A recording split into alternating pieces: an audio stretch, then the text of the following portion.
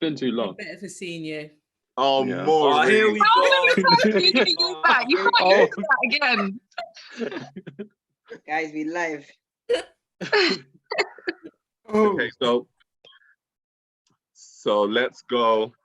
If anyone's got their YouTube video on, just make sure that it's muted. Yeah, we're gonna crack on now. Welcome, Ervince. Welcome to the team. Howdy. It's been a while. I literally spilled tea, so that's why I was kind of like running around. That's why I'm like wearing a hoodie. Because are we live now, by the way? It's a good look. It's a good look. Yeah. That's the intro. No, that's the intro. Right. Okay. So I've shared the link with you guys. If you do want to copy the link instead of Cool. just a chat. Thank you. But for those who are now watching on YouTube, welcome to Jay's Big Chat with me, your host, Jermaine, aka Jay. Joining me on this chat, we've got Maureen, yesterday, Yasmin, Ervince, Chris. We've got Rosa, Danny, and Romario. Welcome, guys. Yo. Hi. Hi. Thank you for having us. So we're all here to chat, right? Yep. Yeah, of course. We're all here to chat. We're all here to chat about a big topic. That I believe that, do you know what? Now in this 2020, the year that they say was cancelled because of COVID-19 and all the rest of it, I think it's actually a year that's full of fire and energy. So Definitely. here we are to discuss. I agree.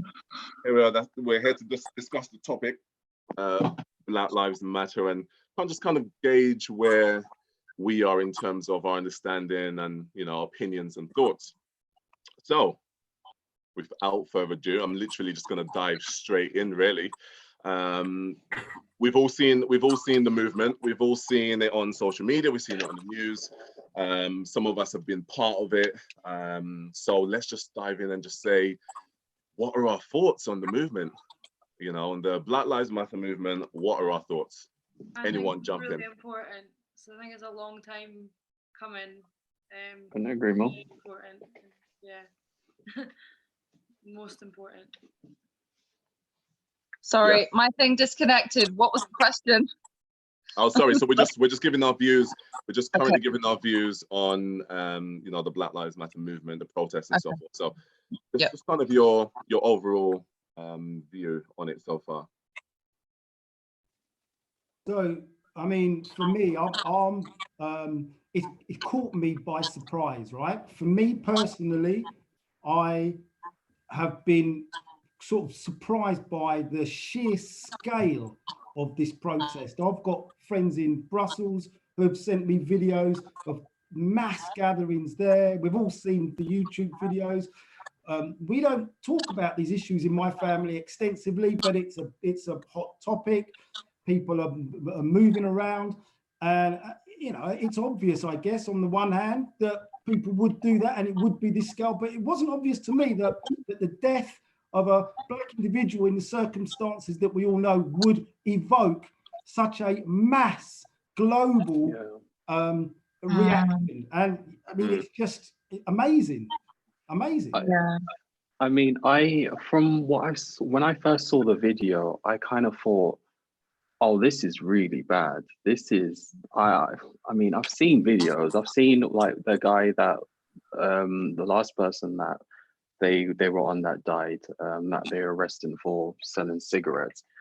I can't remember that video. So I think it kind of went away. Just everyone not paying attention of that particular incident made it, maybe for my self-preservation, I kind of forgot. But this one, it's different. And I kind of feel, maybe it's because the way that we find those things despicable, maybe our group has been disrepresented for so long that now we're actually paying attention. Now we're saying this is enough and we need to make a difference. So I think maybe there's so much of us, there's so many of us that now we're actually saying enough is enough. We've got the power to change things. I think it came at a really good time as well. I think it came at such a good time because everyone's like, just sitting at home. Well, not everyone, obviously there are key workers still working, but I think the fact that, you know, the world has been so distracted with this thing for a while with COVID-19, and then it's just been kind of silent. People have been, you know, focusing on things they wouldn't usually focus on. And so now that this has happened, there's just absolute outrage for it. And there's just I like the fact that there's zero tolerance, because in so many issues in the world, there's zero tolerance for other things. But this, it's like, you know, Black people, people of color, it's like we've just been accustomed to it, and it's just normal for us, and it shouldn't be that way at all. And I think people are finally picking up on it, like you say, Ervince, and, you know, just figuring out that actually it's not okay, and we're not going to be silenced anymore, and we need to help these people, because we can't keep letting good Black men and Black people and any people of color die for the difference in their skin color. It's ridiculous. I was just gonna jump in off of what Chris said, just about the global scale of it as well. It was for me, it's what was shocking, like what I was seeing was kind of like the countries and the cities that were participating. So when I was seeing like places like Berlin and like Brussels and places like that I wouldn't necessarily expect to naturally just support and come together. I think that for me was what was like, I was quite taken back by it to see just everyone coming together for it and just the scale of it. So yeah, I think that's kind of what took me by surprise mainly. Yeah. But I also think that, why has it been so long? Because if you think of like the European countries, their culture and we tend to be quite liberal people. So why, I mean, we should have been outraged sooner. I'm glad it's happened now, but you know, I think with that, it's just there's still, even though we're in quite multicultural societies in Europe, there is still that hate. Definitely. And we see that, like, obviously I work in football, so it's like you see that in football with certain countries players going to certain countries and still getting racial abuse and things like that. So it's like we know that hatred is still kind of there. So even though we are in multicultural societies in Europe, I still feel like that hate is still very much there. I think it's kind of interesting what you've said, and I think saying what Yasmin, it's just the same conversation I had with you earlier, Jay. Yeah. Because of this COVID, everything's slowed down. We're not in the rush state that we've been ages.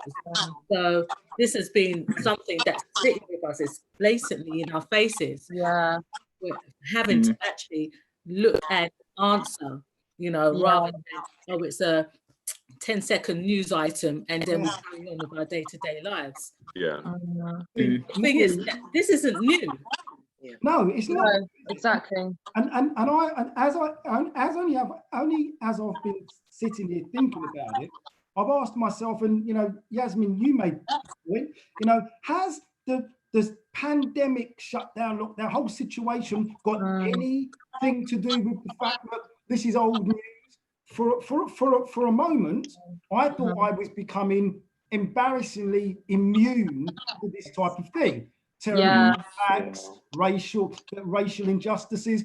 I thought, not just myself, but all of us, too many of us, were becoming too immune to this. And then all of a sudden, I get a wake up from, no, we're not. Look at it. Has it got something to do with this once in a many lifetime situation of shutdown that I don't know has somehow conspired to actually, I don't know, us time to, Maureen, as you say, time to really stop and give it more than a second thought.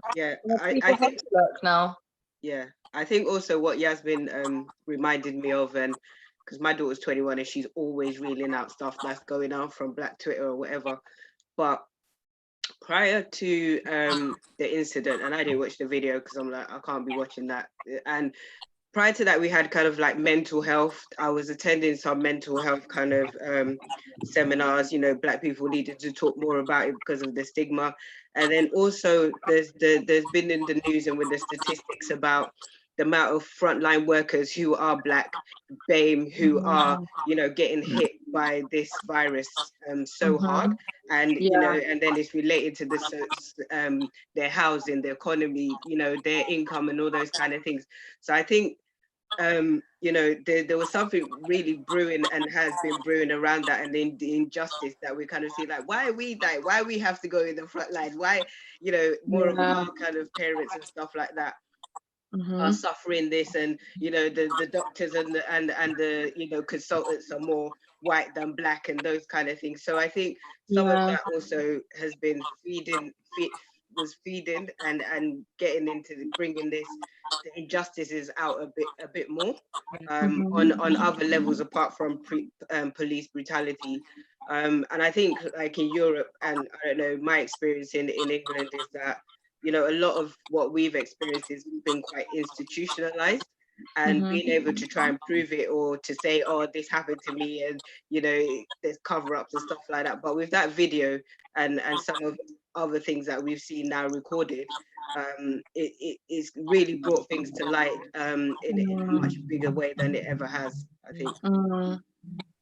I think that because in America, especially, since Trump has come in, and I would say in the last few years, the right wing have really been stepping up, and it's because as though that it's been okay now for these fascists and racist people standing up blatantly in our faces, you know, saying that, you know, like with Brexit, you know, people got to come out of the country. That's been rising and rising and rising, and now all of a sudden it's like no one's. It's this incident, the last straw, you know. People pushing back. Even with Windrush as well, I think that was even like fueling people, the whole Windrush situation. I think that was fueling a lot of anger as well, and it was just like just waiting to come out, I think. Let's talk about the people, right? Because I've heard you guys say that you know, this is massive, and it is, and a lot of people have jumped on you know, on the good cause and what you might call the good fight, but there's still a large number of individuals who would see this as kind of, I wouldn't say not important, but not big of an issue, you know, as it's made out to be. So what's some of your thoughts on that? I would disagree with that completely. Race being like racist is just, I just don't understand how, like, to me, I don't actually understand how that's even a thing, how someone is treated different just because they have a different color of skin. Like, that's just me, but I don't understand how that even exists. I think that's just so. Well, I would say that's part of the mentality of a racist. A bigot always finds a way to you know, if they've got turmoil going on in their life, you know, if you're a different color, oh, it's your fault, you know. Never mind looking in myself and saying, oh, maybe what have I done to contribute to my life or my suffering? Maybe it might not be all down to me, but what have I done? Instead, you know, a bigot would look at someone else and say, no, it's their fault. It's the blacks, it's the browns, it's the foreigners. You know, a bigot will always find a way. But that's also what they've been taught. You know, that's what they've heard from their parents, their grandparents. Exactly. You know, that other person over there. You know, that language, that mentality, and it carries on. You know, it's for me, going back to what Chris was saying, in the sense of becoming immune to it. Like, I know people are starting to talk about this a lot now, like, what can we do? And it really hit me to think that I've been living this life for how many years, having to deal with racism all the way through in my work life, in my school life. You know, this isn't the first time something to this level has happened. Because I remember the Tottenham riots. I was there. You know, Brixton riots. You know, so you know, the question is, what's different now? Why is this different? This is different, right? And the question is, you know, we all go back to you know, those riots, Rodney King in March 1991. You know, the riots in LA, 63 people dead. wasn't global. Is it the media? Is it a generation? The media today, the bubble thing that a couple of people said there's been a bubble brewing. Is it I think it's that, and I think it's a generational thing as well. I think like this generation are just not. I saw because obviously you see all the pictures of the marches and stuff, and people put up their signs and stuff, and there was one where someone had written on there, this is not the generation to do this in, kind of thing. And I just remember that kind of stuck in my head, and I thought that's so true. Like this generation is just it's different. It's like more of an awakening for people. And I think although racism is very clearly still there in the world, I think a lot more people are becoming awakened to things and seeing actually this isn't right. I think media has a big thing to do with it. Music culture. If you look at what's in the charts at the moment, there's a lot more Black music now than there was back then that's really popular. If you listen to, even where I live in a very white town, and the kids, the boys that live around here, they're mostly white, and the way that they talk is like they're from London. And I'm thinking, you've never been in London, have you? But they're all talking like that, and they're like, yo, bruv, da, da, da, da. And you're just like, but it's popular now. Do you know what I mean? It's popular to be like that. And I think that a lot of people, are realizing, actually, this isn't okay. So does that mean that things are better now? Does that mean that things are better today than they were in 1991 when Rodney King got beaten? Just before you go, I don't know like which device it is, but there's just a slight echoing when it's Romario's. It's his shower. No, not the shower. Did I miss? No, it's not the shower. No. It's not the shower.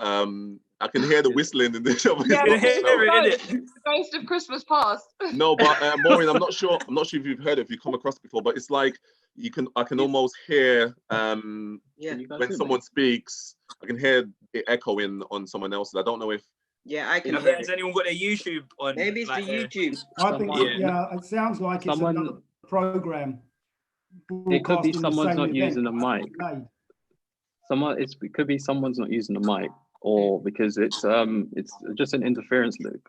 Okay, so that's basically what's happening. Okay, so what we do is let's just hover over the mute. Oh, can't hear you. Yeah, we're gonna. I wasn't talking. Let's if we just like hover over the mute when we're not talking, and then when we are, just unmute. Okay. Oh, how do we do that? How do I do that on the phone, Jermaine? Maureen. So if you look yourself and you want to speak, just hold down your space bar, and it does it for temporary measure. And what about if you're on the phone? No, I see a little mute. Oh well, phone's limited, I'm afraid. Oh well. You can't mute on the phone, surely. No, on the phone, the bottom left has mute. Bottom left has mute. Yeah, but I've got premium audio, so it's definitely not me. Wow. I'm all good. Oh god. That's how the trouble starts, It is. Okay, yeah. So if we do that, and then we can move on. So Chris, you were just saying something. I think you're on mute. No, yeah, the obvious question, the question that keeps coming to my mind, has come in 4 or 5 times in this conversation. Yeah. And it's a genuine question. I haven't got the answer yet. It's, are things significantly different today with regards to the issue that we're all talking about? So, yeah. Which is an old issue that's been around since time immemorable. Yeah. Are things significantly different today than they were in 1991 when Rodney King on the 3rd of March, when he got filmed being beaten half to death by 3 LA coppers then? And one went to jail and blah, blah, blah. Are things that let me jump in on this one, just to voice my opinion a little bit. I think I had this conversation with a few people, and again, this whole Jay's Big Chat is from the experience of talking to a lot of people and coming across that actually we all live in a society but we all live within the society under different umbrellas. And I would think that maybe the idea of things changing is different to the idea of things seeming to change, you know, because you have, as you said, was it 93? Not 1991, 3rd of 91. March, Okay, right. So within, so from 1991 till now, right, you've had a lot less, I guess, public tolerance. You've had a lot more, you know, legislations passed to protect certain individuals from racial abuse and so forth. I would argue the fact that it actually hasn't changed or improved. In fact, it's just been done smarter or more undercover. So, you know, but I've had people disagree with me. But yeah, if anyone disagrees with that statement, then yeah, let's hear it.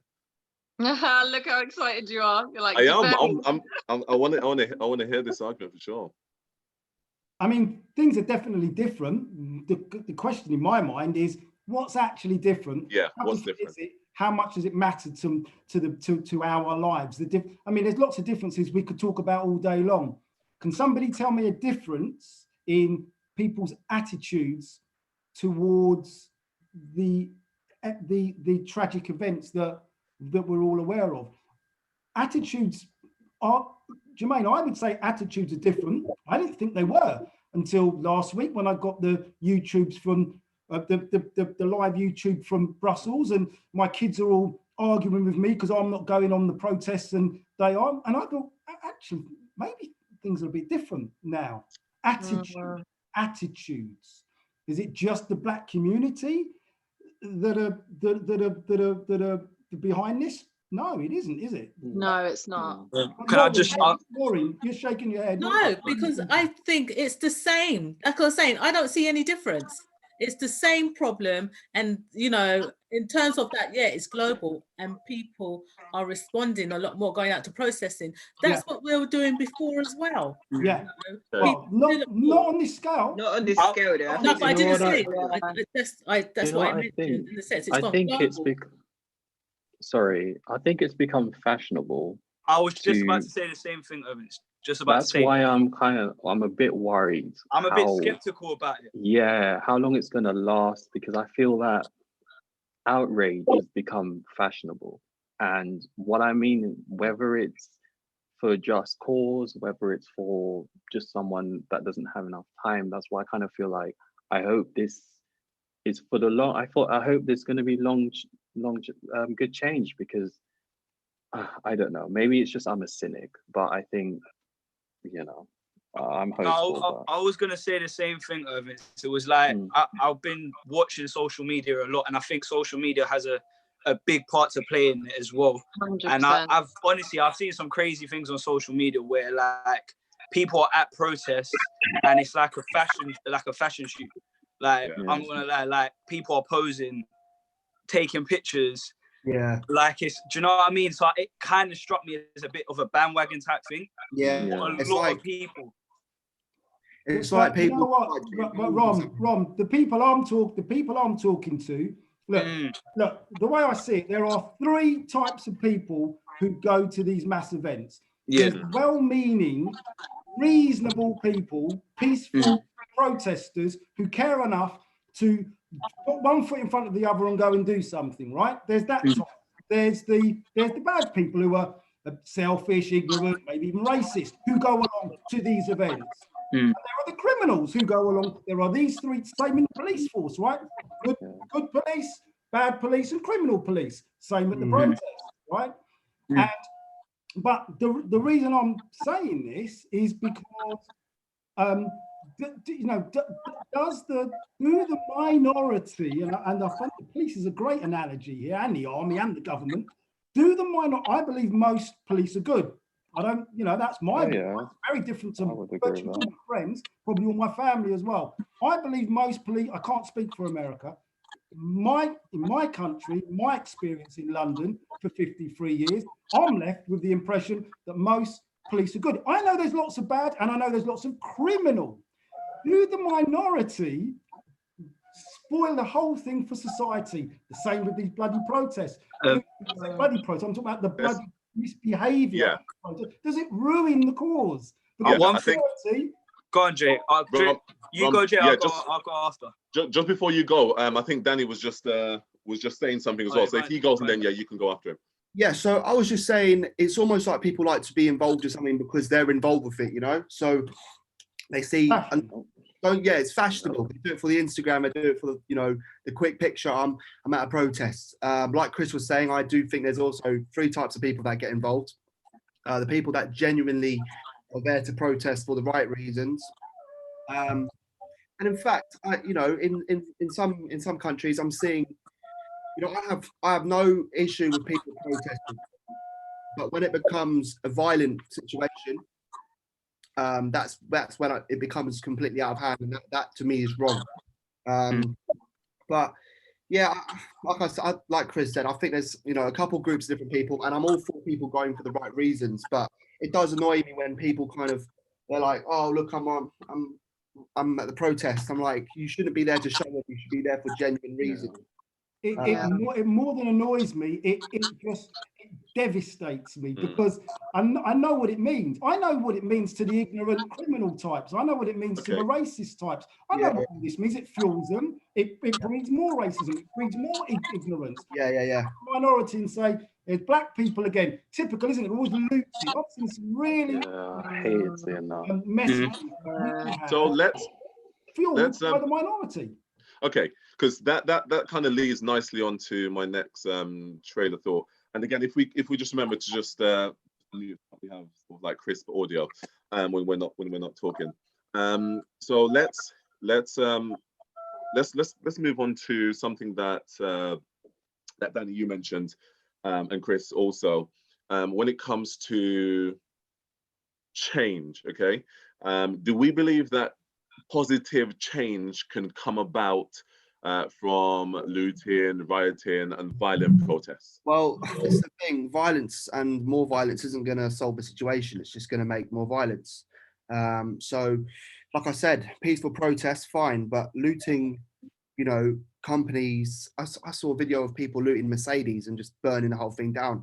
I'm thinking, this is not going to solve anything. You know, there's people like causing more carnage in the Do you know the thing is, Did you see the video of the police officer being lit on fire? Did anyone see that? Oh my gosh, no, I didn't see that. Yeah, it was mad. I watched it. In America? I think it was somewhere in Europe. Somewhere in Europe. Yeah, it was definitely, yeah. That's the thing, like, I think there are, I don't want to use the term, but extremists on both sides, and they might spoil the party for everyone, quite frankly. And you know, I was just gonna say, in regards to like violent protesting, you know, I think, I'm not saying I agree with violence. I don't at all agree with violence. But however, if you've tried peaceful marches for the past 30 years and the message isn't getting through, I feel like there's a breaking point. And I feel like we've reached that in society now where enough is enough. And if it's got to be violence, we're fighting violence with violence. I don't condone it personally, but I can still empathize with it. And I can see why. I feel like it is, The thing I would say about the violence is that I worry that it might put off the moderates. It's okay for everyone that believes in the cause, but it's the people that are on the fence. And if violence is what is required to get people to wake up and say, actually, hang on, you know, these people are, you know, they're serious and they want change, and it gets changed, then fair enough. But if it pushes people away and it pushes away the moderates, which I don't think it hasn't started to do that, so that's a good thing, and the violence is starting to go down. But it depends on the Hold on. This is again an old thing. Malcolm X, Martin Luther King. See, the thing is, for me, this is new. I don't know all this. Like, I've never gone through. I think I've lived quite a sheltered life in terms of race and stuff. I've never really had an issue with it. So all this is, it's like, like Maureen said, like Maureen said, obviously with Malcolm and Martin, it was the two different approaches. There was the violent approach and it was the kind of peaceful approach. They were both fighting for the same cause. And I feel like there's people now still, we're all fighting for the same cause. Some are just willing to go to the extremes that others aren't necessarily.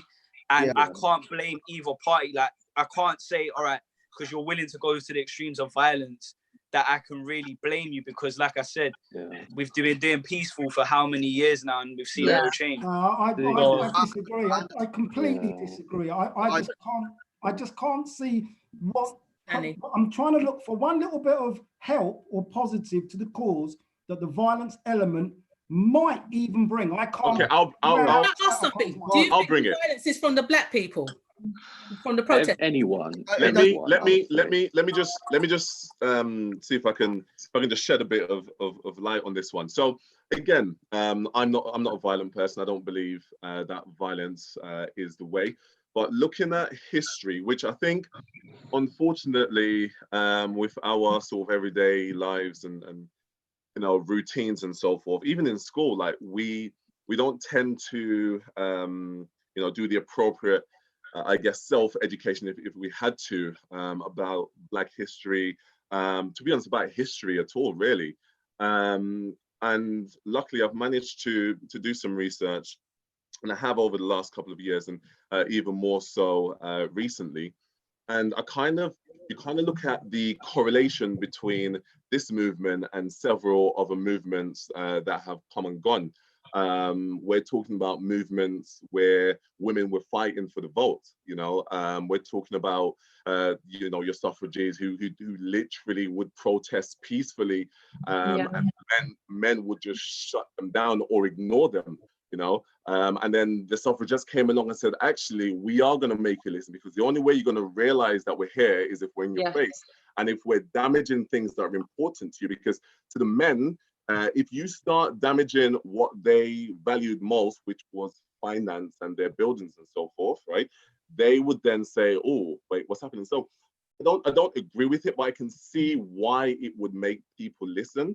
You know, it's a harsh. I feel like it's a harsh situation to be in, and it's a hard truth to take. But really and truly, as Romario was saying, I believe if you have years and years and years, decades worth of peaceful protests, it's so easily just not seen. Like the media won't cover it, social media won't pick up on it. We won't be having this conversation, because really and truly, there's hundreds and thousands of groups that are out there at the moment that have been active for so long, because there have been you know, so many wrongdoings and so forth. You go and then I'll go. Go on. Sorry. When I'm listening to this whole thing about a violence response having any sort of plus side to it from any angle, right? Yeah. I look back to the civil rights movement that Maureen alluded to. I think back to Rodney King in 1991, 63 people murdered in the riots, right? Do you think we took that 63 deaths? Of course we did. Has it changed anything in America? No. The violence hasn't it done zero? No, I'm sorry, Chris. Zero. No, sorry, Chris, because it is not going to. Racism is systematic. It's in the system. It's beyond. I completely agree. But also, for me, a main point that we got to look at is that a protest is going on. Okay, the violence sometimes occurs from the police behavior. Yeah, absolutely. I've seen some of the violence where it's the police that's caused it. The police are completely doing the wrong thing. I think we got what minorities, myself, what we have to pay attention to is we can be violent, but if Caucasians, if whites, if the majority aren't okay with what we're doing, it's not really, and I know that's not really what we're here for, but if they're not coming along with us, then listen. Do you know what's so funny? Because I was having a conversation, this very conversation. We can't scare people off. It's someone who is pro-war, right? That was disagreeing with what I was saying. So it's like, so why is it okay for a nation to go to war when they realize that peaceful negotiations are no longer working? When they realize that they've been in a stalemate of negotiations for so long, and then they realize, again, not that it's justifiable, but they realize actually the only way to get past this is to go to war. And this person is pro-war, and they're, you know, they're happy to say, yes, we needed to go and invade. Yes, we needed to go to war. But then you're saying, actually, you know, in this same with the same tongue, almost, you're saying, no, you can't go to war because you'll be seen to be looking worse than you actually are. What I would say is the only reason it's going well is because there are white teams in the streets with the black teams. That's the reason why it's got this momentum. Whether it's fashionable or not, we have to pay attention that the reason it's going as well as it is because it's multicultural. Yeah, that's what I agree. It's not just people that are suffering that are on the streets. It's people gladly. It's people that, you know, they don't have to be out there, but they are. So I think a lot of white people are realizing that, like, it's their job to help as well. Like, if it was just black people doing it, then there's a possibility, and it's not the way it should be, but there's a possibility that it might not be as big, like you say. So the fact that a lot of white people are actually, you know, paying attention, and they're seeing, oh gosh, you know, I need to do something to help this cause and to help this movement, you know, it's giving it a lot more leverage, you know. As bad as it might sound, we would love the idea of being able to do it ourselves, you know. We can't, it's not our system. Exactly. And as bad as it might sound, we need help, you know. If that's what is you believe, if you believe in if you believe in being fair, if you believe in the things that you say you believe, then you know. So do you think that, and let me just put it straight, that there's going to be a lot of white people are going to be happy to give up the power? Because that's basically what this is about. I thought about this, and I think, personally, it's a tricky, because it's like a human nature to have power, and then to relinquish it. It goes against that very nature. But then again, that's who we've become as a society. We've said it depends how much. I'm not just gonna take. Sometimes I'm gonna give. Sometimes I might give to charity. Sometimes I might help out someone and it might not benefit me. So I think what's happening is more and more people are in that sort of mindset where they will give. It's the mentality that's going to make the difference. 100%. Yeah, exactly. The mentality. Tell me more. Like, you know, if I see someone struggling, I'm going to go help them. That's who I am as a person. I like to, do you know what I mean? That's my mentality. I know people that won't do the same, unfortunately. But to go back to your question of, will whites give up the power? I think it comes down to mentality. If it was me personally, I treat everyone the same equally. So there's this no-brainer for me. I think it's absolutely ridiculous that we can treat people differently on their color. I think it's ridiculous. So my mentality is, you know, treat everyone the same. So if there are other people like me in the world, which I know there probably will be, it's just increasing those numbers and showing the world what's the right thing to do, rather than you know, I walked down the road to get a Nando's the other day, and I made a purpose on greeting everyone. You know what I mean? To show people that, you know what, there are actually good people out here. We do care about you. We do love you. We want to make sure you're all right. It's not everyone has this broken mentality, because, you know, also a background on me. I grew up in South Africa, Johannesburg. So I've always been around, in a sense, racism. And when I grew up, my first friend ever was a black person, and we were really, really close. And people would look at me like, oh, how can you be friends? Like, obviously no one in my family, but people, we'd walk around obviously the block, and people look at us like, how can you be friends, sort of thing. And my mentality was, like, he's another person, he's my friend, what's the problem, you know? So I've always grown up in the atmosphere of being, gone. Oh, sorry, on that note, that just reminded me, I went to South Africa, and I was in Cape Town, And I was with my friend, and we met these two guys one night. They were the best of friends. They worked in a bar together, one white, one black. Yeah. And the guy said something racist against black people in front of his black friend in the morning. Yeah. And I was just horrified. And I thought, it's a hold weird. on a minute. I've had that experience. It's a weird. Crazy. It's a weird one because I've had black friends my whole life. Life, people I've been really, really close to through school, and you know they'll say funny like racist remarks towards me, but because they're my friend and I know they're not being serious, it's like okay, that's not funny, but it's a bit funny. I'm very, very against that. Simply, I don't think it's right. I don't think it's right.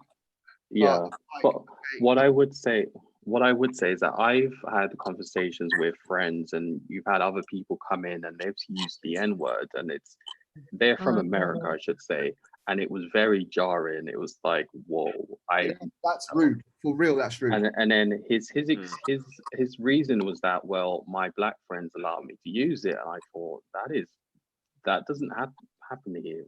I've never, even going up to school, I've never seen like the white kids never use the N-word. And I think what happens is we have to be careful. It's not a case of making the word okay. That we don't need to make the word okay. I think what happens is people feel that okay, I'm justified to use it now because I've been given permission. Can I cut you off for 1 second? Yeah, go. So obviously music's a massive thing in the world, right? Yeah. I believe that through, you know, some of the music that's out there right now, I'm looking at rap, grime, drill. Yeah. It's almost standardized to say that word, and unfortunately, music has influence on people, black, white, no matter who you are. But what I would say, as to push back on that, what I get from a lot of white people is that for some reason they see rap as a link to black people, you know, rap and what rappers and that are doing. So if they're saying the N-words, it's okay. Like the vast majority, and I'm not trying to put words in people's mouth, but we're not all rappers, you know. We don't all use that word, and it's kind of like, you know, they're the ones that are on TV, they're the ones that are playing football, but 99% of us don't use that word. 99% of us are not okay with it. Yeah. So I think, it's becoming very, very popular, but it's also, you know, skewing people's ideas of what it means to be black. Yeah. So, I really want to come back more into your point, right? Maureen talks about power, about people giving up power. And if we look at this thing from top, right, which is where everything changes from the top, not from the bottom. I don't think things can happen from the bottom until the changes at the bottom have changed the top. Rather than asking ourselves, do we think that the white leaders and powerful people of the world would ever give up the power, which they absolutely would never, in my personal opinion. Surely the real question should be, how do we get other races into powerful positions? Because and here's an example of what I'm talking about, right? The mayor of Oxford, you know, these protests outside Oriel College in Oxford to bring down the statue of Cecil Rhodes, right? This imperialist guy. Thousands of people outside Oriel College on the news last night, right? Mainly white, because there's hardly any black people in Oxford. It's all white. Thousands of people, right? The colour's irrelevant from one perspective. My perspective is this thing is on scale. That's the difference that I'm seeing. When I turn on my Sky TV to get a COVID update and I see thousands of people outside Oriel College in Oxford protesting about this imperialist racist statue that's been up and they want it taken down. And then when I start reading through the detail, I read that the mayor of Oxford is outraged by it and he's behind this. Now, there's an example of power, right? Until the mayor of Oxford gets him, I reckon that it's a formality. The statue's going to come down because the mayor of Oxford is behind it. Without people in power getting understanding and sympathetic to these issues, we'll never get change. So here's my final thing on it. Surely the answer to this is that we need to focus more, and I'm talking about white, black, and all and nationalities, particularly black.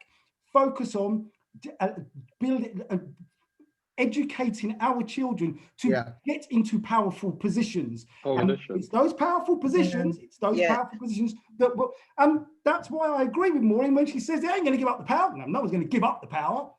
But the thing about getting, I think, Chris, I think with what we know about power is always backed by money, right? Money is, for us Black people, we have a problem with that. We have a problem with supporting each other. We have a problem with, you know, not everybody, but for me, every time my daughter was talking about all the protests, I'm like, I need to focus on my work because I have plans where legacies need to be made. I said to my daughter, look, everything that we buy here is somebody's surname or somebody's family name or somebody's company that they've built up from however many generations. Now we're sitting there, we can go and protest, you can do violence, you can go and bust up all the shops as much as you like. But when you come back to it, right, where are we spending our money? Yeah. So this is where you understand about power. Cecil Rhodes and all of their family line, they've probably got something that we're buying or is in our house right now. You understand? The sugar that we put in the tea, the everything, it all falls back into, we are always giving them our money. Now we have to build things. First of all, we have to build the economies, because there was this other thing about, oh, you know, the justice of payment, payment inequality, job inequality, blah, blah, blah, blah. But if you think about it, who are the ones providing the jobs? It's not our people. We don't have big multinational corporations.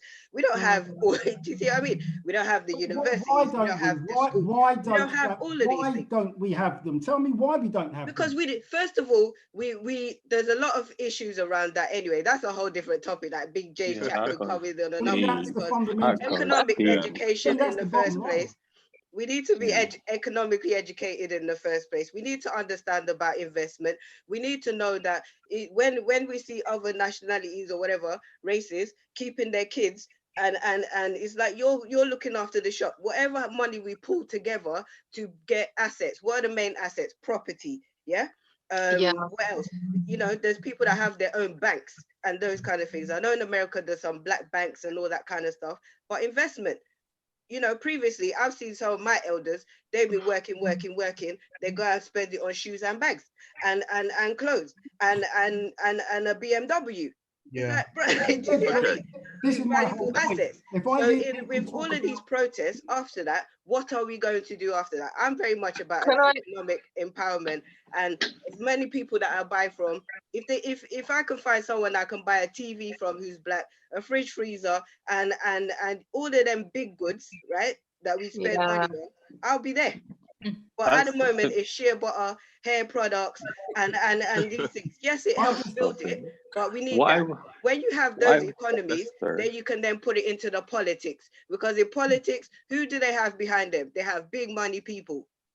The answer is black people need to become the big money people. And that's what some of us are working towards. Yeah, it takes ages. No, hold on, Jay. Hold on. Because the thing about, I just want to just say, because it was so funny, and the reason I was laughing, Chris, when you said about education, listen, I grew up, and I know lots of black people grew up. You must be a lawyer, you must be a doctor, you must be all of this. Okay. Yeah. And they study, get into those positions, and the system won't allow them to get to a certain point. I would say that's not always the case. You will get through. I don't know. I'm kind of. Oh, sorry, Jay. No, go on. I was going to Ervince you, and then let's go to. What I would say for me personally, I've always been like, I remember being a kid, and I remember there was this one saying that I always remember: birds of the same feathers will flock together. And I hated the idea of, because I was black, I could only be around black people. I hated that idea. I wanted to mix. I wanted to, you know, get different cultures, get different experiences. So when I hear stuff like black banks, I understand it. Like, I get it, but it goes against my nature, because I believe what's good for the goose is good for the gander. And if I don't want to just go to the black bank. I don't want to get to the head of the black bank. I want to be the head of any bank. So I understand why it's important, and maybe it's an option, maybe it's the right thing to do, but it goes against what I believe.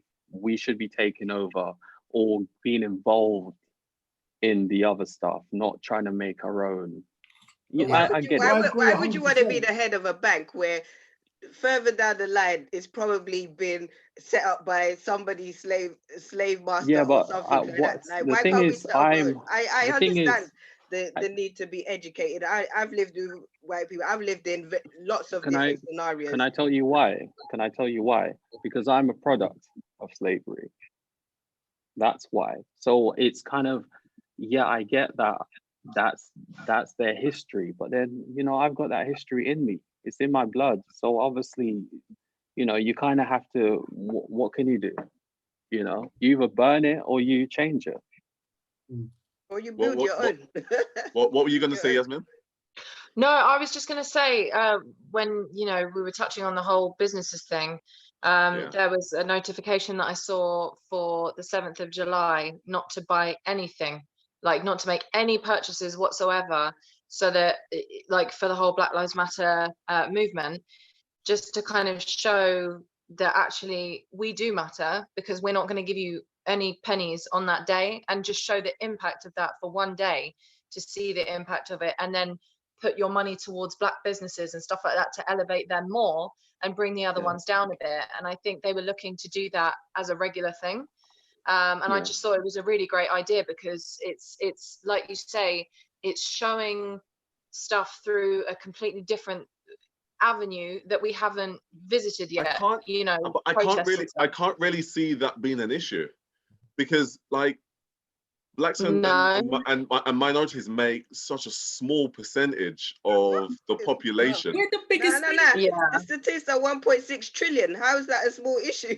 That's not a small contribution. Yeah, that's why there's so much power in Black community in America. They're starting to pick up that they've got spending power. Yes. That's why the whole cancel culture. Are we talking about mainly clothing stuff here? Like what sort I presume it'll be. No, I think it was for everything. Like not to make any purchases for anything on that day. Like nothing. No. So then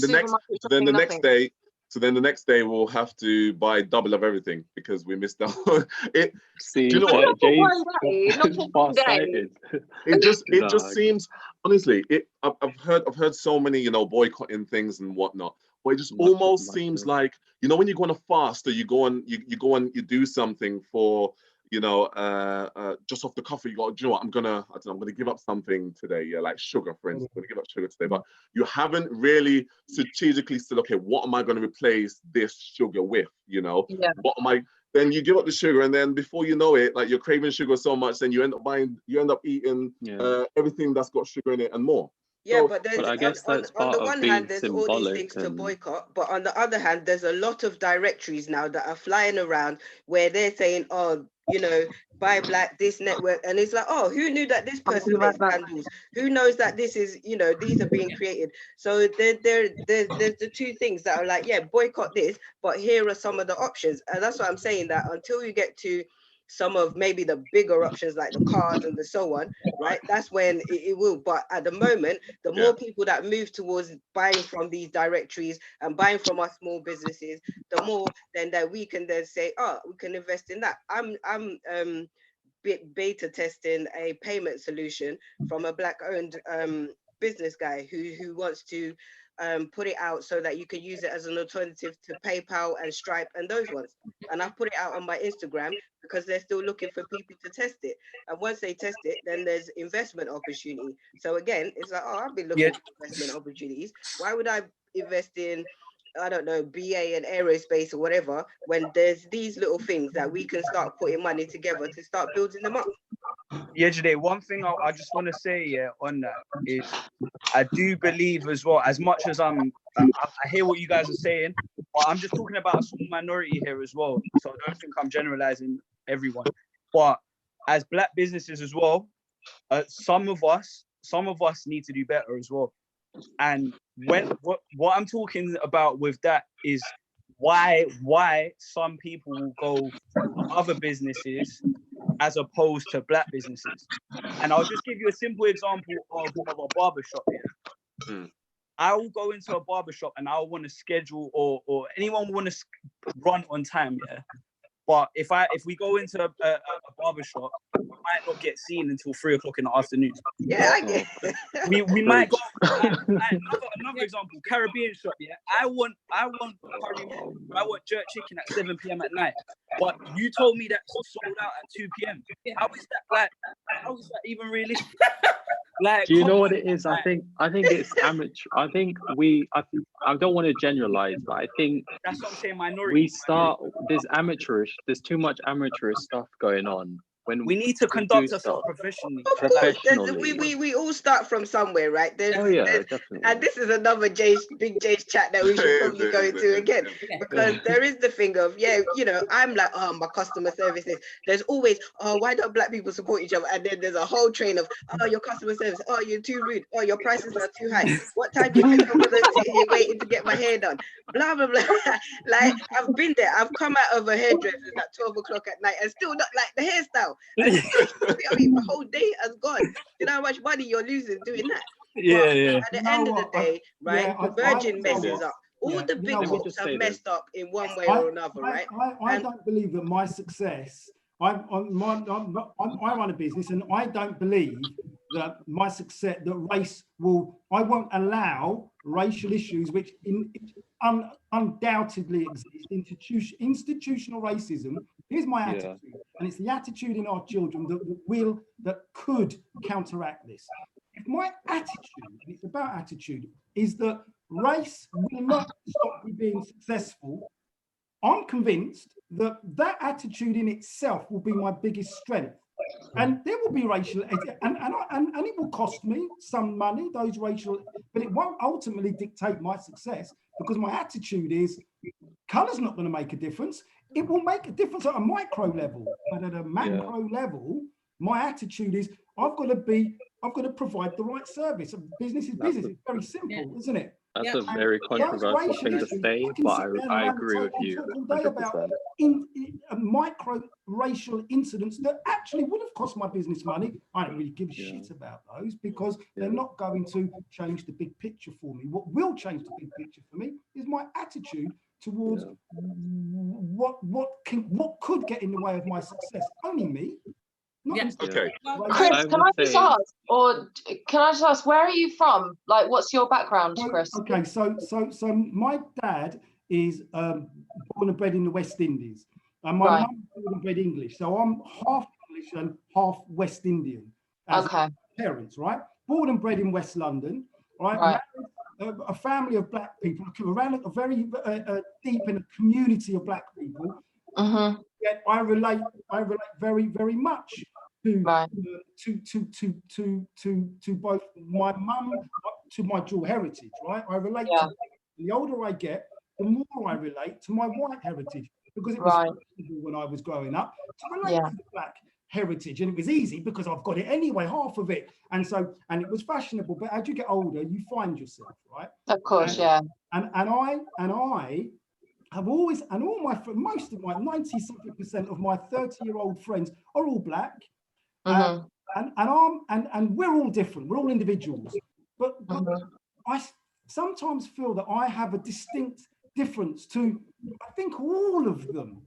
All of my 30-year-old black, these are the close ones, right? Who are there, right? We support each other. They're not here today, gone tomorrow. I've known them all since 20s. And I don't like to say, actually, I'm quite comfortable to say, I don't like to say it. I have a different attitude towards, I sense a different attitude between myself and my black friends, which are 95% of all my close friends. And here's the difference that I sense. My attitude is, I don't need to worry too much about racism getting in the way of my success, because I'm going to be you've got to be so good that people will do business with you regardless of your color. There'll be some who won't, no matter what. I don't care about those minorities. I'm interested in the masses. And so my attitude is, I don't spend much time talking. I don't spend enough time talking about it, because my attitude is, I'm going to be so good at what I do. I can't change people. Chris, do you not see that as a problem though? Do you not see that as a problem? Do you not see that as a problem in the system, that you have to work treble as hard as someone who's another race to you, that basically you got to run to what another person can walk to? Do you not see that as like a broken system? Ron, can you, here's a question. I'm sorry to answer a question with a question, but I've heard that many times over the last 53 years. Here's a question to that question. Can you point to something for me to help me understand? I need to, because I don't believe I need to work 3 times as hard for my color. I've heard that a million times. Can you please help me understand, show me something that tells me, because of the difference in my race, I have to work twice as hard as an equivalent white person? Can you tell me something? I can't speak for you personally because I don't obviously know you personally. Anyone. All right, I'll give you just a basic example. My sister done ballet all her life. Now our family's from Guyana, so we're of color. My sister done ballet all her life when she was younger. Ballet is predominantly a white dance, basically. And she got chosen for Royal Ballet, I think it was, to dance at that school. Now, it came to the day she was told by she was going for it was a specific dance, a specific role that she was going for. She was told by her teacher she couldn't do the role because she didn't fit the role. She didn't fit the role, basically. Now, that was nothing to do with her ability. That was to do with the color of her skin. Her color of her skin did not fit that role. So that's what I'm talking about when I say there's some things that are just not set up for us to succeed in. What I would say, hang on, Chris. Let me just say, what I would say is, I think sometimes there is splits in the Black community. Both of you guys are right. It just depends. There are nuances to all sorts of different arguments. Both of you guys are right. There's certain fields that you can go into and it doesn't really matter as much. But when it comes to the arts, it's all about that. Like 99% of it, if you don't look the part, if you're not the right skin color, they're not going to choose you. But if it's like if it's engineering, they don't. 99%, guys, they don't care. Let's. So it depends. We're gonna again, if we just mute our chat if we're not talking, just to minimize the feedback. And then I just want to hear Rosa's kind of view on this as well before we move on. We literally just got one question and we come to the end. So like Rosa, what's your take on, I guess, everything that everyone's saying? Did you want to sort of voice anything? So I believe that you're not going to get a positive outcome from doing anything negative. So when you're talking about being violent to protest instead of doing it peacefully, I can agree that we're not being heard, so you do get angry and anything. What can we do? But I do still think, I mean, I don't understand like Black people and people of color understand, because I can't understand, but I can understand the anger. But I do think that no matter what you do, if it's negative, you're never going to get anything positive out of a negative. Word. Violence breeds violence. Exactly. Yeah, I mean, if you're going to be negative, then you're inviting negativity into your life.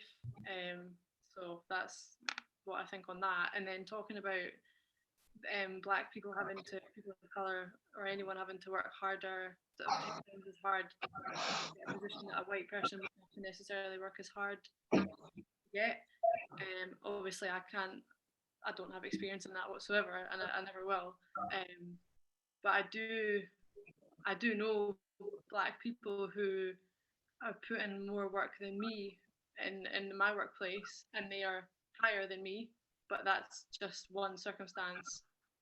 But I don't know about, I do kind of agree with Chris with saying he's saying I'm not going to let that kind of affect me. I'm just going to be the best businessman I can be. I'm not having that in my mind at all about what colour skin I've got. It shouldn't be an issue. Can I say something quickly at that point? Can I say something?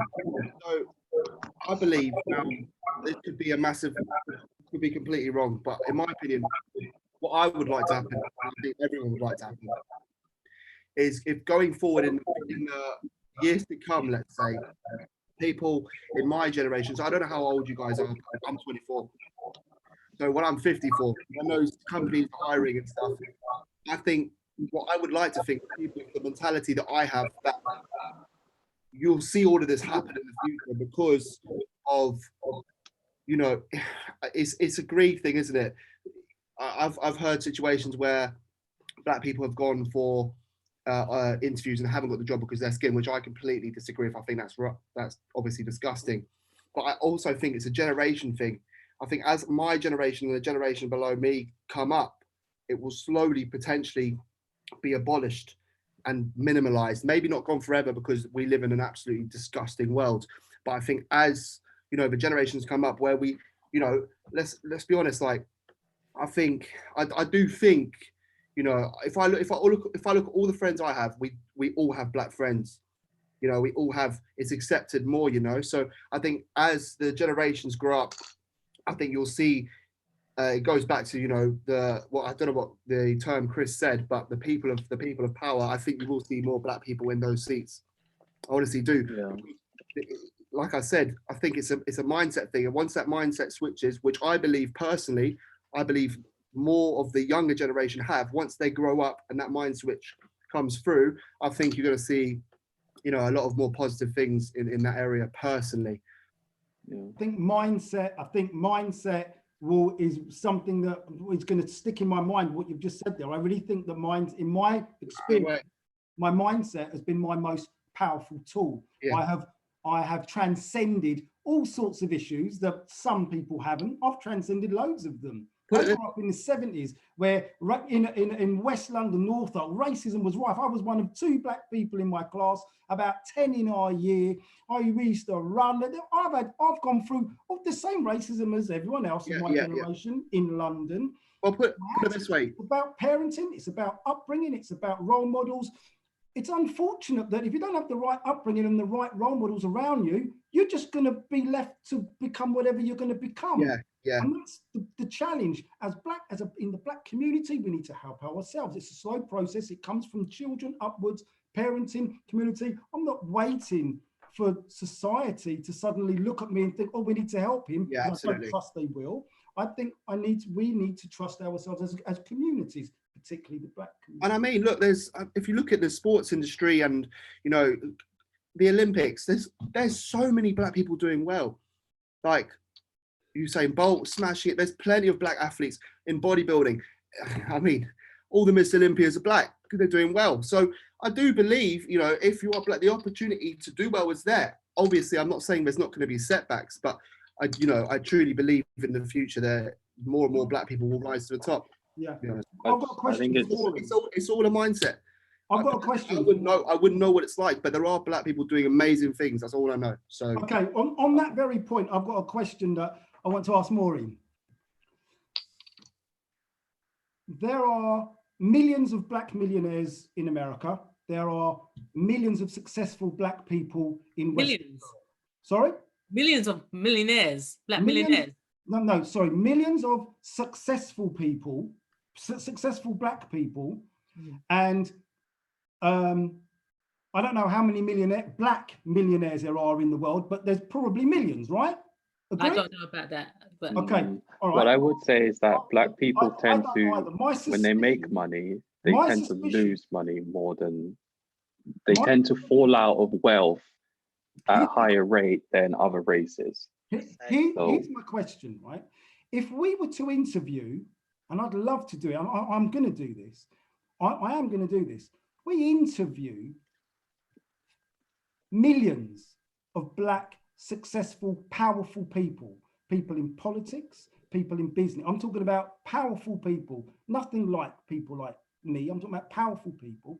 And we ask them some of these questions, such as, If you're black, you've got to work 3 times as hard to achieve the same as your white counterparts, right?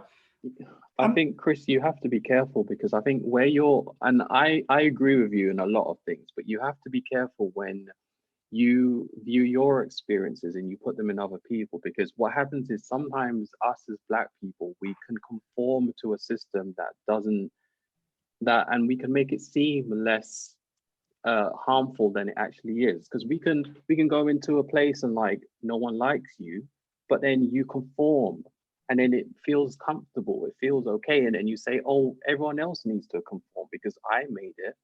You know, I might have had to stretch, I might have had to bend over, I might have had to do this, do that, and I made it work.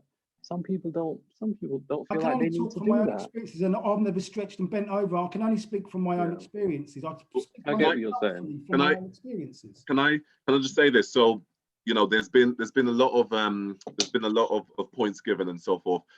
We do have to wrap it up. I just want you guys to just think of kind of just your closing remarks, your closing points, something that you want to leave with, again, those who will be watching it, but also with ourselves. Like, you never know if it's one individual that might hear something that you've got to say, you know, that might make a difference. And I'd just like to start it off by, I guess the question that I'm going to pose to everyone is one that we kind of touched on at the end, and it's, you know, what do we believe needs to be done in order to educate people? This seems like an education thing to me. If I have to look at this as a wholesome situation, I have to look at it from the dawn of time until now. I kind of see where we are now as a very, very sad situation. I feel like the fact that we're even having this conversation is a very sad situation, because along the years, I've definitely heard, oh, you know, I don't see color and I don't see this. And, you know, it's almost like, but if you got mugged, you would say that black man did it or that white man did it. So you do see color. When it comes to understanding where we are, right? Some people are very, very naive when it comes to, I guess, or very scared to look back at history, and they kind of cancel. I think they try to cancel history. But we have to realize that this world that we live in, it is almost a world that was stripped to its barest, I guess, to its barest form. And unfortunately, the white man decided to build this world for white people. So even though we say, oh, that was then and this is now, I kind of feel like we're in a world now, we're in a time now in which we need to say, we can build, yes, we can protest, we can strive, you know, and I've got the mentality to strive, and we can, you know, want for the best.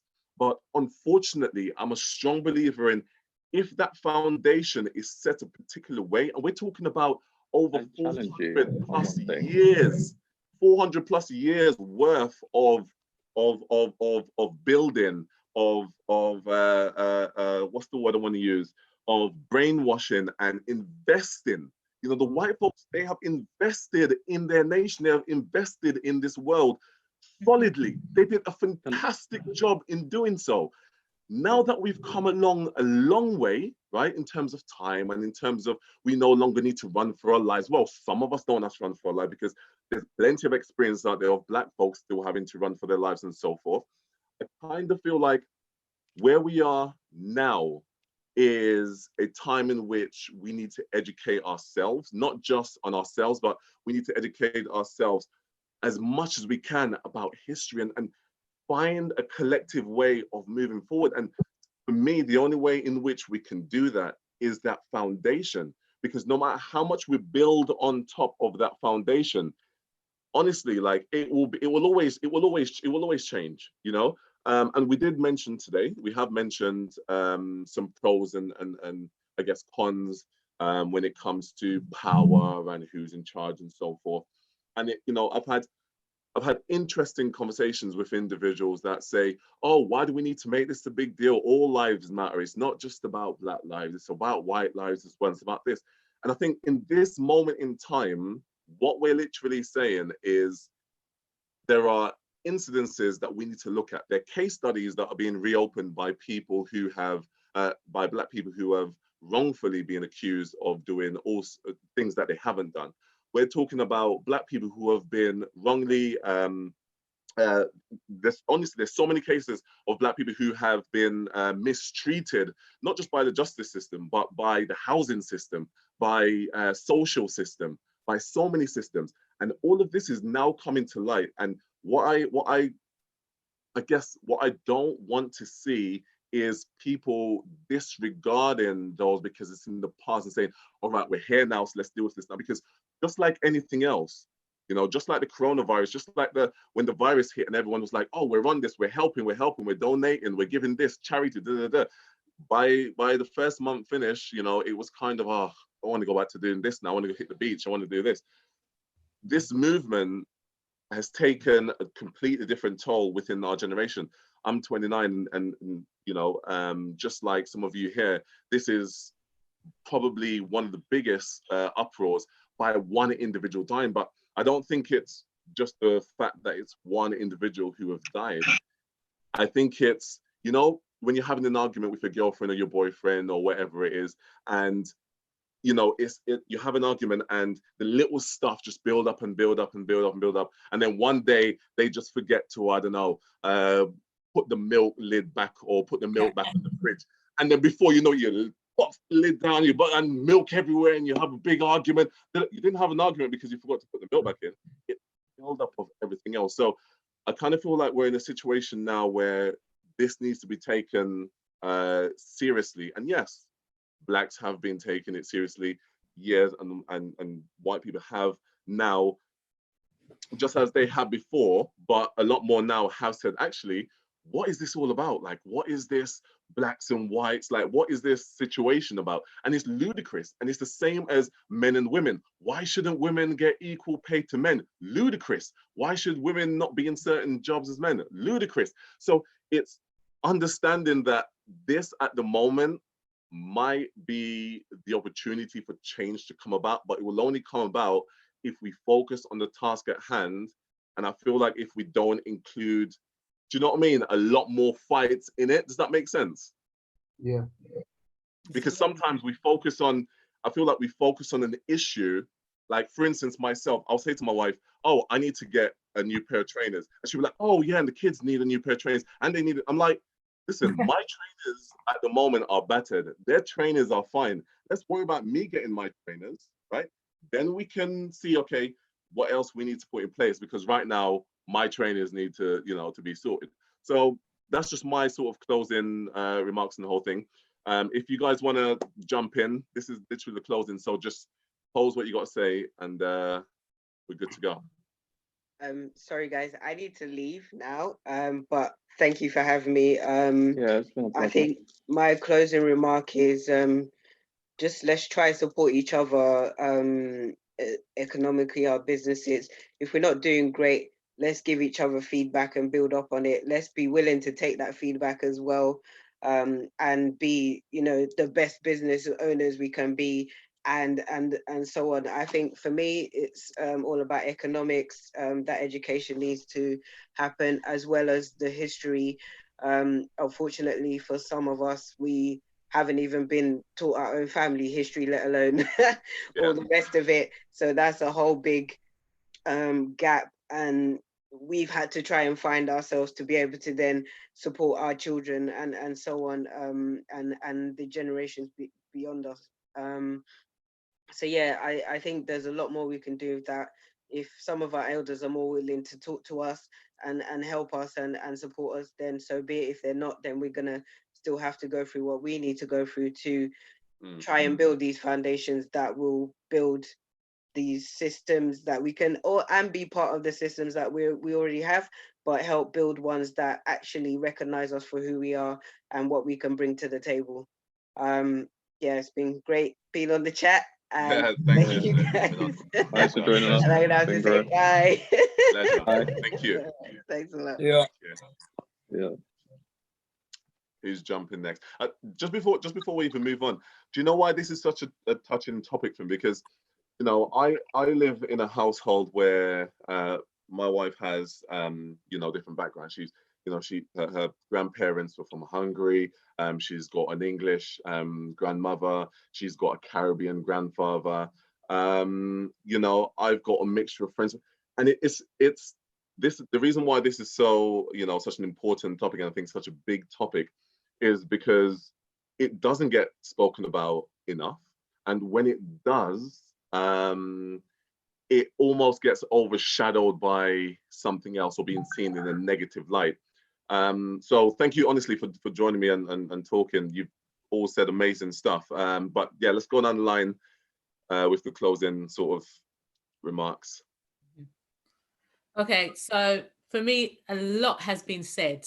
Yeah. And in this short space of time, you know, it's about, I think, highlighting things. Yeah. Well, I mean, we've talked about violence, you know, but one of the things that I think that needs to be acknowledged as well is that, unfortunately, violence is a major part of this, because unfortunately, Black people are being met with violence all the time. You know, whether it's from the police, the Americans, it's they've got a rule where it's to shoot if they feel threatened, and it's many Black people are being shot. In England, it's that stop and search, you know, all different things. So we've also got to be mindful that there's a lot of violence that's been happening towards Black people. Not to say that we need to be violent, but we need to also recognize there's a lot of violence.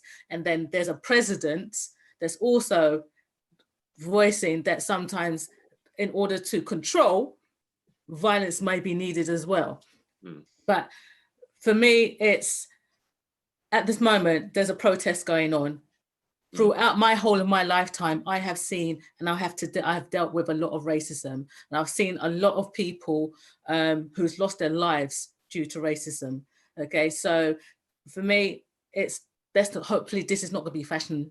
This is not a trend, that we can keep on moving and making steps. We've got things that we need to do as individuals, you know. It goes beyond mindset for me. It goes a lot further than mindset. It actually goes to how can we help, how can we try and change the systems? Either one, changing the systems that are there, but also creating a new system for ourselves as well. So my remarks are basically, guys, don't forget, keep on going, know your value. Black people, know your value, know your worth. Don't let nothing stop you because of your color. Don't accept don't accept racism to be okay. If you feel that something that is out of order, don't just bow down because you don't want to cause any trouble. You know, stand up for your rights. Can I share a really interesting statistic quick? Yeah. So did you say, I'm not trying to play devil's advocate, it's just a statistic. So I think you said most of the people shot by police in America were Black. I didn't say that. Oh, okay. Because I've got a statistic here which says the majority of people who actually been shot by police in the United States, who have been killed from 2017 to 2020, all of them have been, well, not all of them, but the majority of them have been white. Okay. Yeah, but that can be a bit misleading, because, you know, that's not really how statistics work, because you have to put in the fact that there's more for whites than Blacks, so you have to put that in it as well. What I was saying is, it's not, my point wasn't to go down that road. It was, there are white people being shot as well. No doubt. No, these police are savages. Is it wrongfully though? Sorry? Was it wrongfully for a crime that they haven't committed, or for? Yeah. I didn't type the whole thing in. I just typed in. But they are quite trigger happy, so you know you could never. Yeah. So I think if anything, the justice system is, like Maureen said, is where it's completely just, you know, going the wrong way. Yeah. Yeah. Who's going? Are you going, Ervince? Yeah, I'll go. What I would say is that I remember just being a kid, and I never really understood what it meant to be a Black man. And I think because I didn't have a father figure, I didn't, you know, my mum was there, but in herself, she didn't really push those sort of things. You had to figure them out on your own. And what I've realized is getting older, there's been a lot of people that have suffered for me to get where I am, for me to have my freedom. And you know, you're quite, I think you get to a point where you're grateful of it, and you know, you might not, I don't know all the history, you know, I don't push myself, I'm not gonna lie, but I think it's important to understand it and understand what you want to be. Like, do you want to have some positive effect in the world? You want to show people like who you are. You're not just the color of your skin, you know. You're not just what type of food you eat, how you speak. You are an individual, and you have countless possibilities. So I think that's my biggest takeaway, is that race is important, of course, and I'm not trying to downplay that, but what I'm saying is that you are a person first and foremost, and people should treat you as a person first and foremost, and not try to paint you as this and you should be that. You shouldn't speak, you shouldn't be in that position. You are who you want to be, and you know, hopefully you get where you need to be. Yeah. Shall I jump in? Yeah, no, just final remarks from me. I think what I will say is, obviously there's different people in society. Some are more outspoken, some are more introverted. So as long as you're doing something, it might not necessarily, you might not be a person to go and post, you might not be a person to go and protest, but as long as you're doing something, it could be just speaking to a kid on the street. Each one teach one. It's a snowball effect. So if you're not out there protesting, you're not out posting every day on social media, are you doing things behind the scenes to try and make a change? So my thing is just that everyone is just try and make a change in your own way, your way that suits you as a person. I know myself, I'm not active every single day on social media. I'm not the most outgoing person in terms of protesting and things like that. But I know my day to day, if I go outside and I speak to kids, or if I'm at work and I speak to kids, these are conversations that I do have in my own subtle way, and it is educating the next generation and generations to come. So I feel like, for me, that's my final remarks, just snowball effect, do something, just do something for me. Yeah. Thank you. Go on, I'll jump in. Yeah. So, I mean, for me, I'll just wrap it up simply. I think, obviously, the world needs to change. What's happened over the last couple of, I mean, everything's just a bit of a blur now. I don't know really how long it's been since that absolutely disgusting event. I think going forward, it needs to be educated from, obviously, future families teaching their kids what's right and what's wrong. I think that's a big thing for the very, very younger generation coming up. Obviously, all of us doing our part to help and educate as well. You know, like Romario said, you got to do your part, right? So make sure, like, it's weird. I almost get the impression sometimes that even if I walk past someone who's black, that I feel that they think that I'm like a racist sometimes. I don't want to speak to them. I'm avoiding them, when it's completely the other way around. So I'm going to go out of my way to make sure they feel, you know, at home. You guys feel okay. I think, you know, I think it needs to start with the education system. I think in schools, they need to be taught, this is the right way to act. This is the wrong way. You know, there's life skills that they're completely missing out. I hate to say this, but stuff like maths and English is not going to save this world, you know. It's true. It's true. So they need to be educating people in schools, saying, yo, listen, this is the right thing and the wrong thing. Because that's where it's going to, if there's any chance of this completely, you know, wiping out, it's not, unfortunately, it's not now, which is the sad part. It's in the years to come with the kids. When they come up, they need to know that this is right and this is wrong. You treat people like this, you treat people like that. Look, I've been raised a Christian, right? So, you know, I believe everyone here is on this planet, you know, you're made from God, whether you're black, white, Chinese, no matter what your orientation is, where you're from, the color of your skin, we're all from the same person in heaven. We've all been made by, you know, Jesus Christ. So that's how I'm going to live, but that's how I've been brought up. So going forward, I think all of us need to just make our, like Romario said, do our part to, you know, help show the world that, you know, I heard a very good thing the other, you know what, I'm going to share this. I heard a very good, so I'm friends with, obviously I go gym a lot. I'm friends with a couple of bodybuilders. One's black and his name is Alex Diesel. And he said a very, very, very, very, very important thing the other day that really resonated with me. And he said, the question to him was, how are we going to get rid of the racist people? And his answer was, something like this. In their heads, it's going to be acceptable in their heads, but what we need to do is make them so uncomfortable that they have no ground to say it. So for example, so say I'm at home now, and this will never happen in my house, right? But say I'm at home now, a family member comes in and says a racist remark or a joke.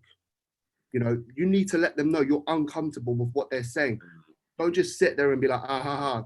Tell them this is uncomfortable, you know? Yeah.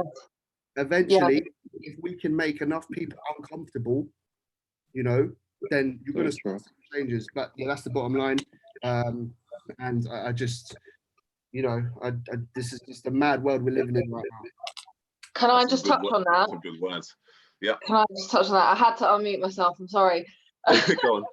I had to. No, because I've been actually having like really uncomfortable conversations with people who, you know, even, I hate to say it, but like sometimes even my dad or like his friends or something will make little remarks and I'm like, you can't say that. You know, you can't say that. And like, a lot of the time it goes in one ear and out the other, but it's our job to educate these people and to say to them, no, this is not okay.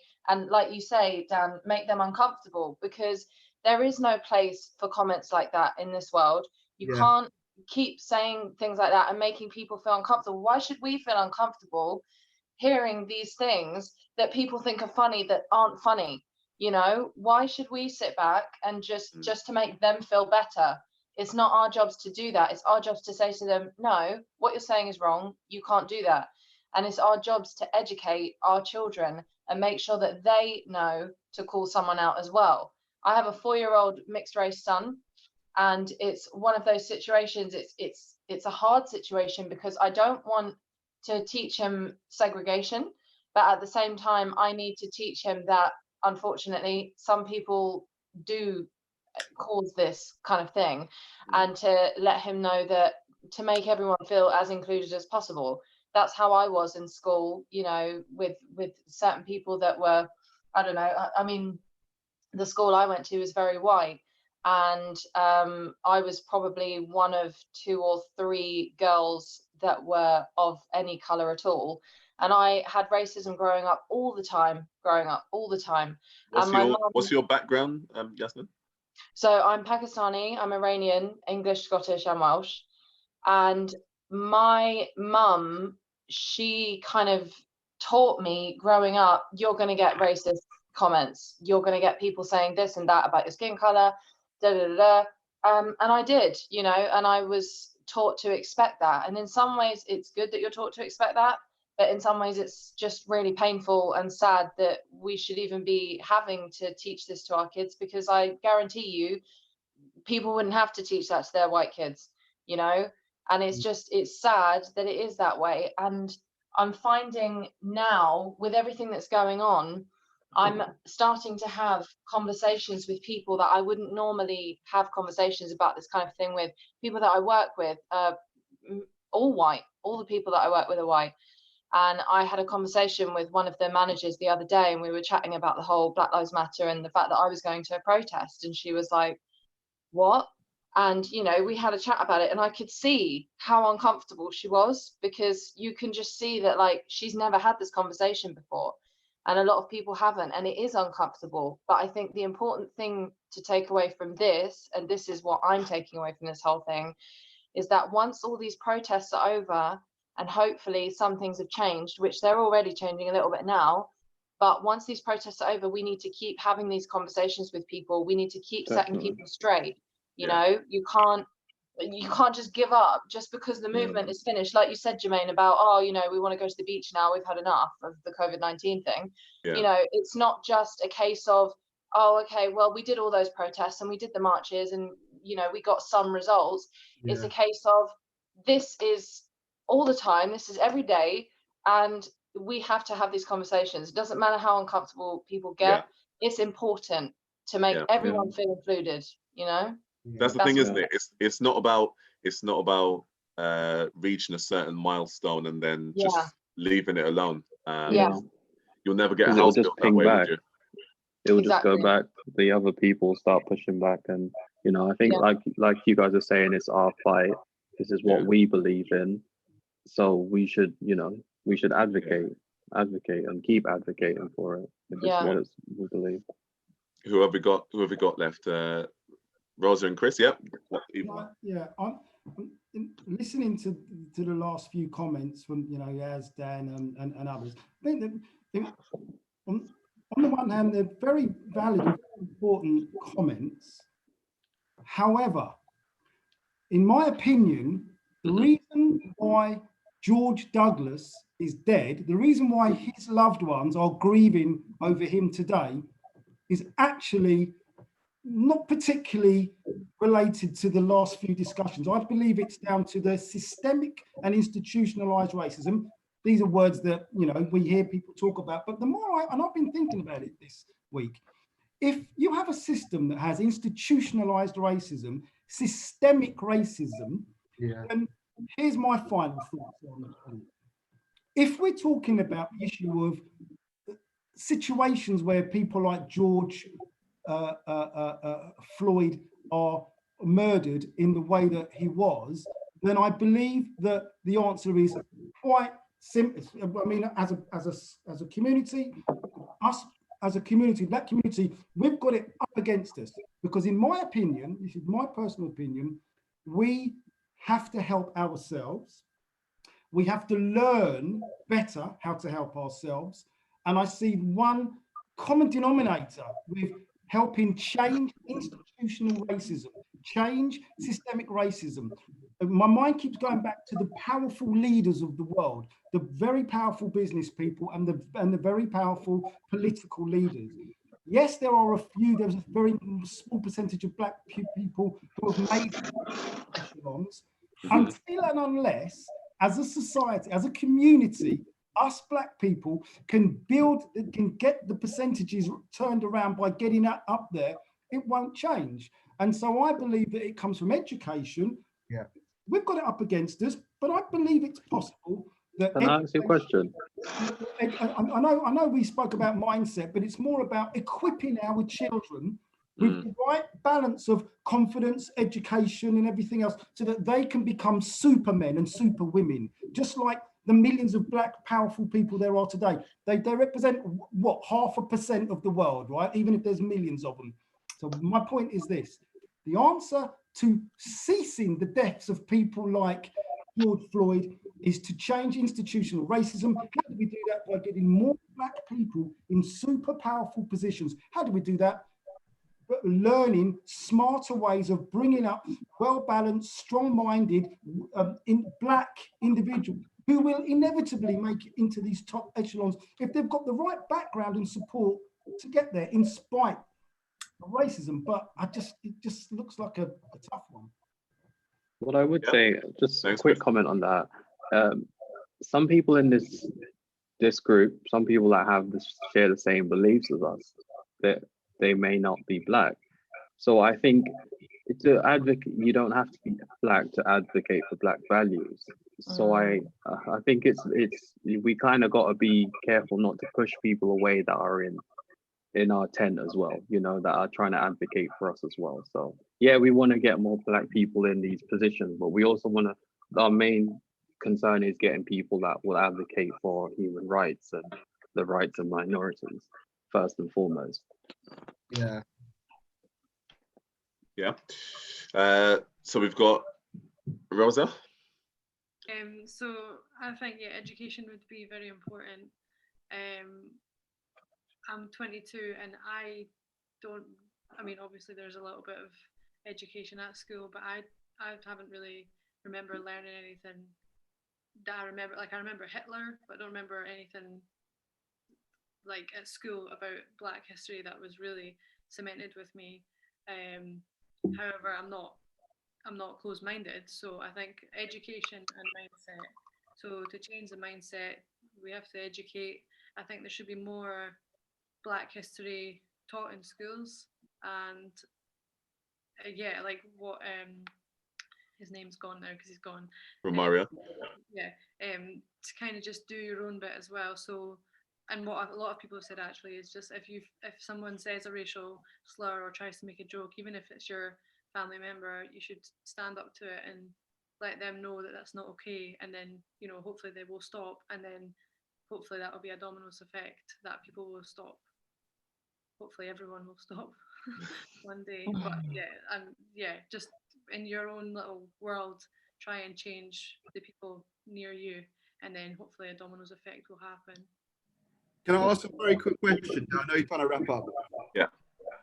So I saw a video today on Instagram, protest, and these older generation white men were making racist remarks. But my question to you is, do you think racism lies majority in the older generation? Quickly.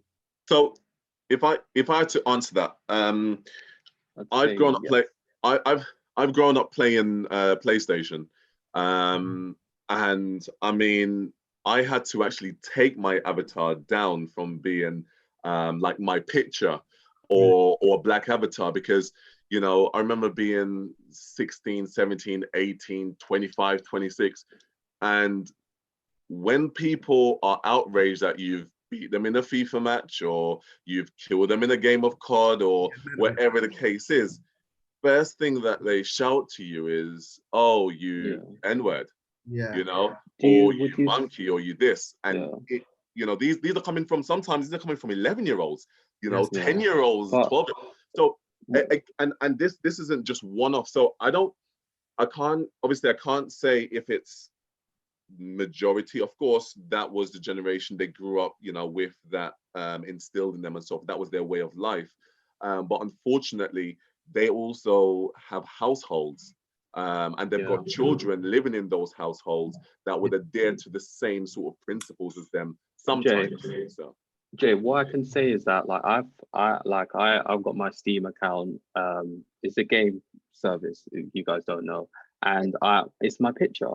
And the first thing I get, same as you, is, "Oh, that N, why are you doing that? Why are you doing that?" What I have realized that, because I have a group of friends that I play games with now and again and stuff like that.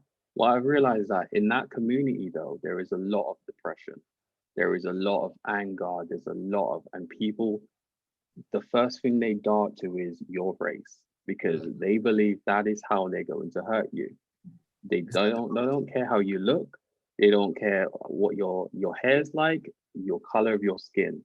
They know, these people think they know how to hurt you. So I get what you're saying, but I think sometimes like these gamers and stuff, these little kids, that's what they dart to, because their main concern is to hurt you. But okay, I'm going to take it right. I didn't realize how much hatred and racism there was due to social media. I mean, I've seen Twitter accounts where you'll be like, there was, for example, Love Island, there was a black woman on there, and okay, her weave wasn't that right. But when I saw the racist comments that was coming in, you know, and I thought, wow, okay, that surprised me. And then I looked at an account of somebody who's an activist, and the attacks that she was getting from all over the world, all of these racist comments, young people, not old. So it's not an age thing. Yeah, definitely. I see it all the time. It's like these kids, they're angry. They've got stuff burning in their life. They don't have happy households. So what they do, go directly to race. That comes from bullying in general. Obviously, race. Oh yeah, exactly. That's why I feel sorry for a lot of these kids. I think that in society we will have ignorant people. The percentage of them, we can talk all day long about ways of reducing the percentage of people who are racist, sexist, ageist, whatever the thing is, that then look for something. The people who want to hurt the way you feel, the ignorant people will find something. If you're white and they're white, and you're not fat and they're not fat, and they're a man and you're a man, they might just give you 100%. or something. You see it on Twitter all the time, right? Here's my point that I want to echo again. The system that's designed by the leaders of the world has to be designed and managed in such a way that regardless of the 10, 20% of sad, unfortunate individuals who look for a way to hurt you, the system should not allow for them to get away with these things. This is George Floyd. This is the thing. Allowing for too many people like him to get killed.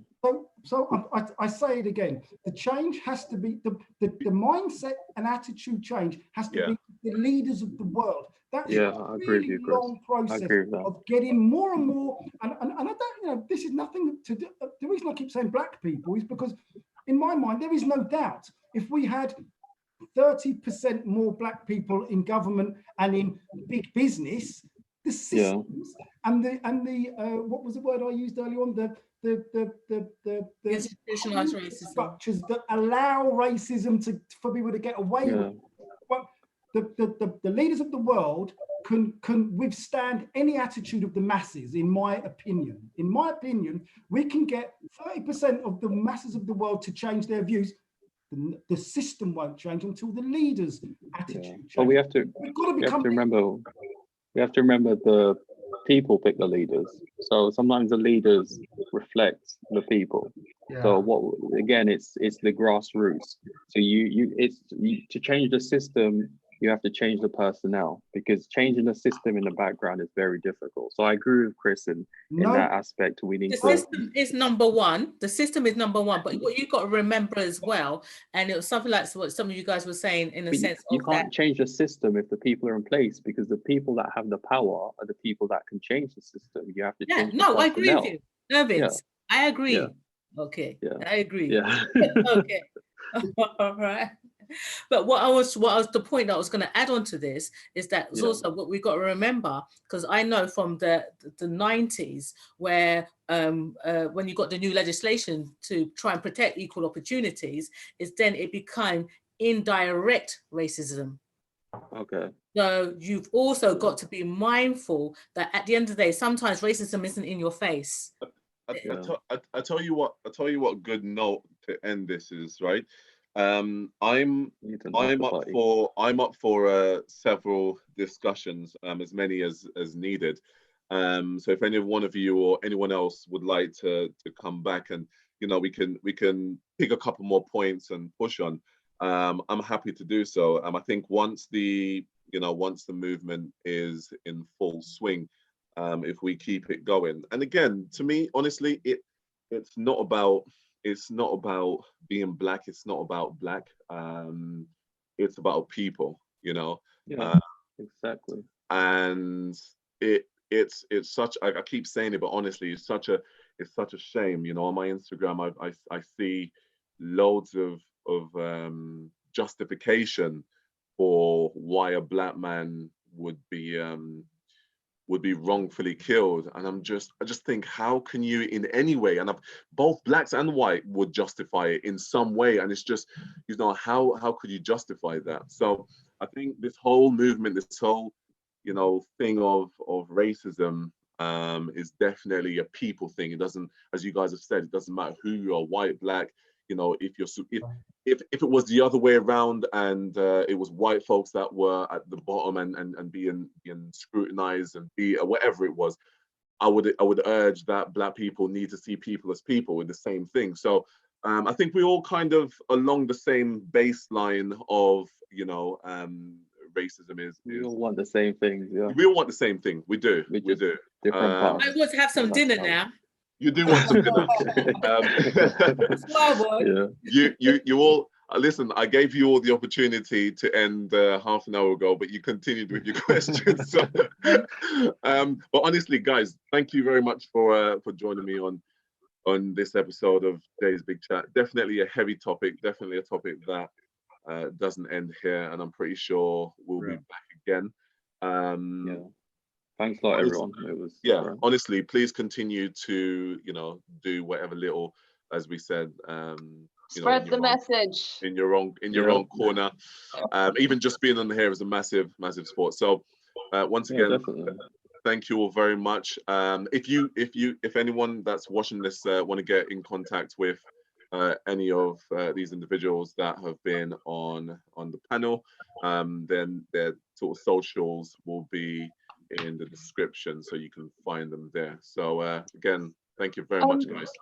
Jermaine, is this going to be so? Because I don't know how the whole YouTube thing works. So I know that it was, I know it was a live on YouTube. So does that mean that you can search it and find the video another time? So on Jay, if you just go on Jay's big chat, you'll have it there for another day. And if you guys want the footage, you're more than welcome to have it. And whatever bits you need and so forth. Yeah. But again, thank you guys for watching. Thanks for having me. We'll see you again soon. Yeah, see you later.